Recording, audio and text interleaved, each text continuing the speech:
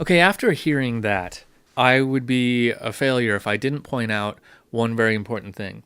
And that's that this piece that we're about to hear, it's by the composer Samuel Barber, and it's called Adagio for Strings. Now, this was not written for a film, but it has had a huge influence over film, and in fact, it's been used in many films since it's been written.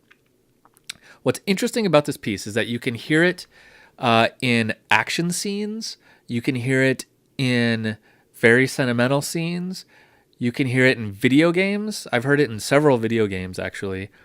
You can hear it in TV shows. I think actually Family Guy used this once. It is sometimes called the saddest piece of music ever written. It's a sad piece. It's a really sad piece. Barber wrote this as the middle movement of a string quartet. So just four strings. That's two violins, viola, and cello.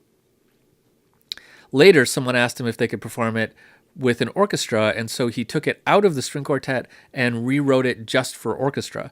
So it's for string orchestra. That means there's no winds, no brass, no percussion, just strings.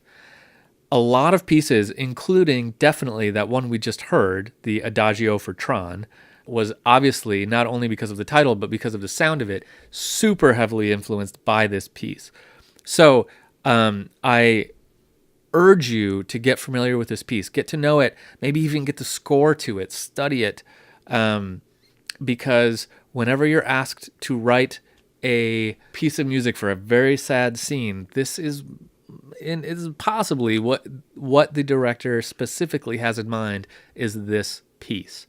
It's used as temp cues all the time. Very often you'll find a temp cue where they put this in and they say, we want it to sound like that.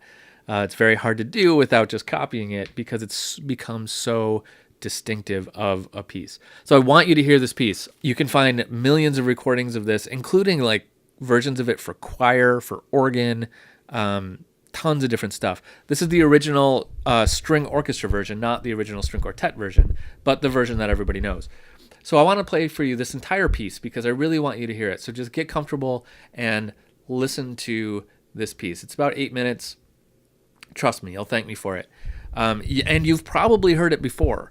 If this sounds familiar to you, it's because you've heard it put into a movie before, or a game, or a TV show, or something. So when it gets to kind of its big climactic moments, it might be a little familiar. But this is the piece. Here we go. Oh, and I should point out really quick, it's sometimes referred to as Barber's Adagio, meaning like the Adagio that Barber wrote. But the full name of it is Adagio for Strings by the composer Samuel Barber. So if someone's talking about Barber's Adagio, this is the piece they're talking about.